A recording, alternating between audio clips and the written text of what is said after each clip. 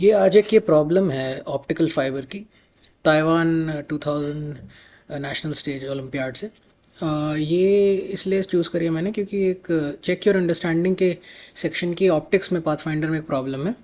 Same optical fibre के concept पे based है और कहीं सोल्यूशन उसका दिखा नहीं मुझे यूट्यूब पे या फिर इंटरनेट पे भी।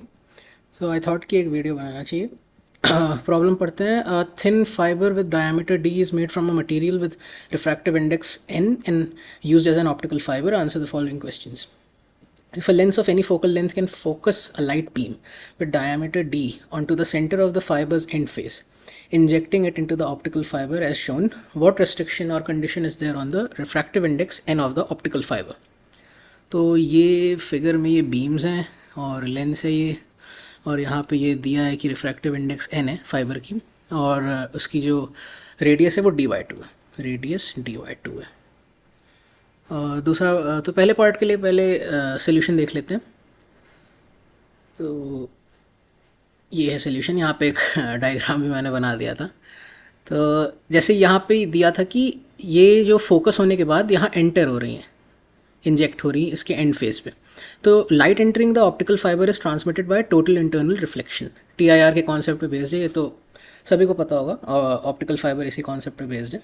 तो जैसे angle theta of the light incident increases तो रिफ्रैक्शन एंगल जो है बीटा वो भी इंक्रीज़ होता है। ये यहाँ पे बीटा ये है और ये थीटा है डायग्राम में, और ये अल्फ़ा है।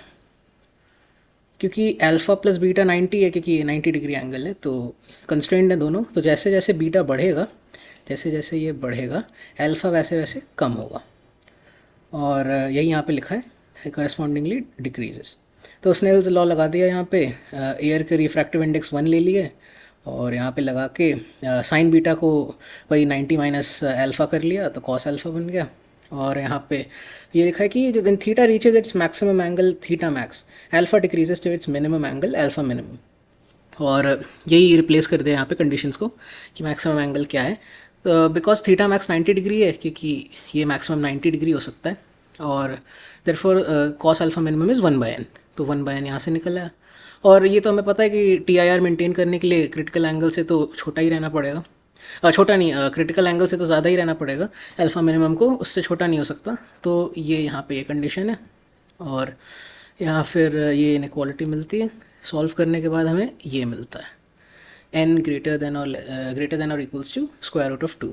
तो रिफ्रैक्टिव इंडेक्स पे जो रिस्ट्रिक्शन है या कंडीशन है वो ये है कि स्क्वायर रूट ऑफ 2 से कम नहीं हो सकती, 1.414 से कम नहीं हो सकती।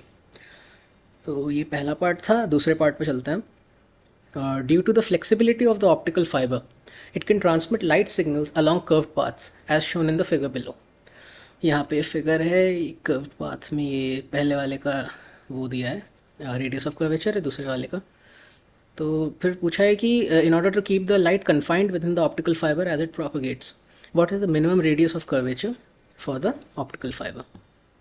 तो मिनिमम रेडियस ऑफ कर्वेचर यहाँ पे पूछा है। मिनिमम रेडियस ऑफ कर्वेचर क्या है जिससे कि लाइट ट्रांसमिट भी हो जाए और कन्फाइंड रहे। तो देख लेते हैं इसके बारे में। तो ये पहले ये डायग्राम देख लीजिए। ये डायग्राम मैंने डायरेक्ट वहीं से उठाया है। डायग्राम में क्या है कि कई सारी लाइट रेज ली हैं, A, B, C, D और E, तो 5 ली हैं। और यहाँ पे लिखा है, पे पढ़ लेते हैं। Among the light rays labeled A, B, C, D and E, ray E has the smallest angle of incidence on the optical fiber wall. E का सबसे छोटा है, वो दिख ही रहा है यहाँ पे, सबसे छोटा है एंगल ऑफ इंसिडेंस। और जब ये एंगल एग्जैक्टली इक्वल होगा क्रिटिकल एंगल के, क्योंकि मिनिमम वही हो सकता है, तो जो करस्पॉन्डिंग रेडियस ऑफ कर्वेचर है वो मिनिमम हो जाएगा। यही सिंपल सी है कि जब वो क्रिटिकल एंगल के बराबर हो जाएगा जो मिनिमम पॉसिबल है, तो वही मिनिमम पॉसिबल होगा उसका रेडियस ऑफ कर्वेचर। तो ये हमें यहाँ से पिछले वाले पार्ट से ये मिला था, sine theta C 1/n।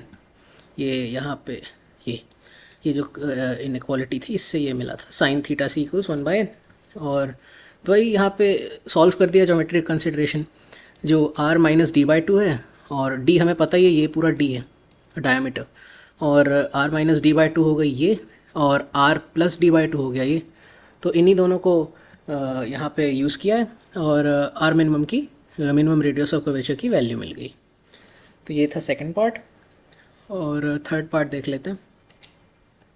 As shown in the figure below, a parallel incident light beam is refracted by a lens, forming a light cone that focuses on the center of the optical fiber's end face. ये यहाँ पे ये light कोन बन रहा है ना ये, और यही पार्ट था मेरे हिसाब से जहाँ तक याद है पाथफाइंडर के वो फिफ्थ प्रॉब्लम जो था चेक योर अंडरस्टैंडिंग का ऑप्टिक्स का, ये यही इन्होंने यूज़ किया था। बस इसमें चेंज ये किया था कि यहाँ पे डिफरेंस पूछा है लॉन्गेस्ट और शॉर्टेस्ट प्रोपगेशन टाइम्स में, वहाँ पे उन्होंने पूछ लिया था maximum length, I think L max पूछा था, जिससे कि वो डिस्टिंग्विशेबल भी रहे और प्रोपगेट भी करे। तो आगे पढ़ लेते हैं। The optical fibre can be viewed as compose of many light rays entering at different incident angles. तो ये कई सारी लाइट रेज हैं, सबका अलग अलग एंगल है, और the propagation paths of these rays within the fibre are not the same, resulting in varying transmission times through the fibre. जब सबका प्रोपगेशन पाथ अलग होगा, इंसिडेंट एंगल अलग होगा, तो टाइम भी अलग लगेगा। If the total length of the fibre is L, ये लेंथ ऑफ द फाइबर है, यहाँ पे ये एल है। और what is the difference between the longest and the shortest propagation times among these raise, देख लेते हैं। हाँ, ये देखते हैं, ये फिगर यहाँ पे ये as shown in the figure below. तो यहाँ पे फिगर देख लेते हैं, A B C D E, वही 5 रेज हैं जो ऊपर ली थी, बस यहाँ पे ये, यहाँ तो खैर कर्व था, यहाँ पे स्ट्रेट वाले में आ गए। तो अब हम कंपेयर करते हैं जब ए से ई तक, तो दिख रहा है कि rays A and E have the longest optical path and take the longest time T A. तो सबसे जो एक्सट्रीम पे रेज होंगी उनका सबसे ज़्यादा टाइम लगेगा और लॉन्गेस्ट ऑप्टिकल पाथ होगा यहाँ से, सबसे ज़्यादा टाइम इनको और इनको लगेगा, फिर वो कम होते जाएगा। और सी के लिए सबसे मिनिमम टाइम, यही लिखा है यहाँ पे, ray C has the shortest and takes the shortest time. As discussed in the part A, when the incident angle theta of the ray A is at its maximum, the corresponding angle alpha is at its minimum. तो जब alpha minimum theta सी के बराबर हो जाएगा, तो ये हमें दिया है कि इंसिडेंट एंगल थीटा का जो कि रे ए है वो मैक्सिमम पे रहेगा। तो यही कंडीशन यूज़ करी थी जो पार्ट ए में निकला था हमारा। तो ऑप्टिकल पाथ और प्रोपगेशन टाइम यूज़ किया, कुछ किया नहीं इसमें, मतलब सी के लिए निकाला जो कि शॉर्टेस्ट है, और एक उनमें से ए या ई के लिए, दोनों के लिए सेम ही रहेगा, एक्सट्रीम पे निकाल दिया टाइम, फिर दोनों को सब्ट्रैक्ट कर दिया, यही हमें दे देगा जो डिफरेंस है।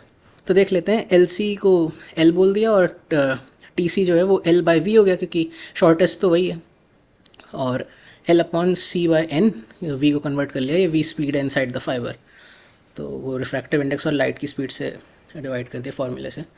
और ये निकला है यहाँ पे लेंथ ऑफ फॉर सी, और लेंथ क्या, ये टाइम निकला है, और लेंथ फॉर ए ये तो हमें पता है, एल अपॉन साइन थीटा सी हो गया, ये एल है, और अपॉन साइन थीटा सी जो मिनिमम जो वो था एंगल, तो थीटा सी लगा तो ये एन एल आ गया, और ये एन टाइम्स एल हो गया। तो जो टी ए है, टाइम फॉर द एक्सट्रीम रे ए, वो यहाँ पे एल ए बाई वी हो गया, और सेम चीज़ यहाँ करी, ये निकला है, और डेल्टा टी यही है डिफरेंस दोनों का, तो दोनों का डिफरेंस निकाला और ये आया यहाँ पे।